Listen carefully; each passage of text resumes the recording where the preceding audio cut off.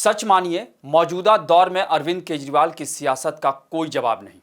शरद पवार भले ही कभी सियासत के चाणक्य रहे होंगे और अमित शाह भले ही आज के चाणक्य माने जाते हों, लेकिन दिल्ली की सियासत में केजरीवाल चाणक्य भी हैं और चंद्रगुप्त भी। और हाँ, सियासत में टाइमिंग सबसे अहम चीज है और केजरीवाल की टाइमिंग तो लाजवाब। भ्रष्टाचार के आरोपों से घिरे हुए हैं तो क्या हुआ, लेकिन कब कौन सा मोहरा कहां और कैसे चलना है, ये कोई केजरीवाल से सीख ले।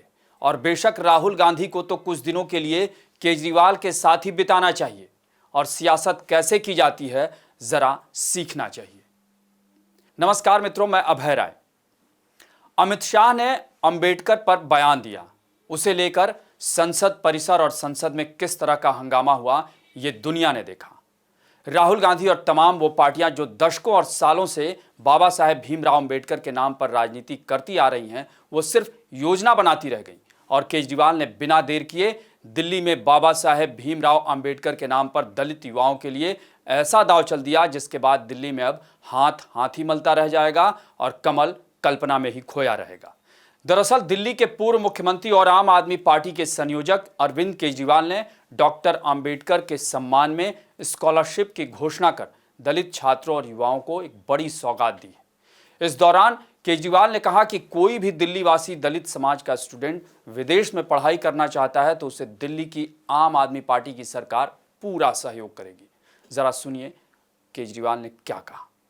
कोई भी दलित समाज का बच्चा पैसे की कमी की वजह से उच्च शिक्षा प्राप्त करने में वंचित ना रह जाए, इसलिए आज मैं डॉक्टर अंबेडकर स्कॉलरशिप का ऐलान करता हूं कि दलित समाज का कोई भी बच्चा अगर दुनिया की किसी भी टॉप की यूनिवर्सिटी में पढ़ना चाहेगा तो वो बच्चा उस यूनिवर्सिटी में एडमिशन ले ले। बस एडमिशन लेने के बाद उसका सारा पढ़ाई का खर्चा, आने जाने का खर्चा, सारा खर्चा दिल्ली सरकार वहन करेगी। यहां यह बात भी गौर करने वाली है कि अरविंद केजरीवाल ने जब इस योजना की घोषणा की तो दिल्ली के मुख्यमंत्री आतिशी भी वहां मौजूद थी, लेकिन योजना का ऐलान केजरीवाल ने ही किया और वही कर रहे हैं जो भी योजनाएं हो रही हैं। वैसे आपको यह भी बता दें कि केजरीवाल पहले से ही ऐलान कर चुके हैं कि अगर आम आदमी पार्टी जीतती है तो वो मुख्यमंत्री बनेंगे, यानी इसमें कोई इफ एंड बट नहीं है। वैसे जिस तरह केजरीवाल की सियासत का कोई जवाब नहीं, ठीक इसी तरह उनकी खांसी भी लाजवाब है और चुनाव आते ही वो आने ही लगती है। कई लोग तो मजाक में इसे चुनावी खांसी भी कहते हैं। गौरतलब है कि दिल्ली की कुल 70 में से 12 सीटें अनुसूचित जाति के लिए आरक्षित है और 2015 और 2020 में आम आदमी पार्टी ने सभी 12 आरक्षित सीटें जीती थी, जबकि पहली बार 2013 में जब वो पहली बार चुनाव लड़ रही थी तब आम आदमी पार्टी ने 12 में से 9 सीटें जीत ली थी। यानी इस स्कॉलरशिप योजना के तहत केजरीवाल ने अपना दलित वोट बैंक और परफेक्ट करने की कोशिश की है। आपको बता दें कि दिल्ली में दलितों की आबादी 16.5% के करीब है।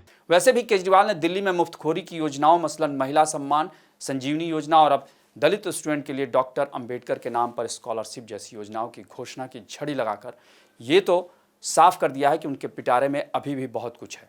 जबकि दूसरी तरफ कांग्रेस और बीजेपी की राजनीति फिलहाल समझ से परे है।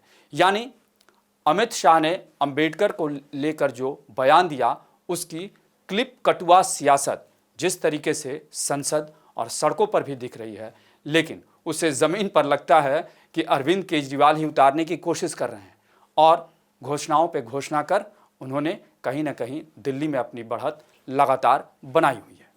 आपको हमारी ये रिपोर्ट कैसी लगी उसे कमेंट बॉक्स में ज़रूर बताएं और अन्य खबरों से अपडेट रहने के लिए बने रहें हमारे साथ, क्योंकि हम हैं बुलंद भारत टीवी, ताकत आपकी।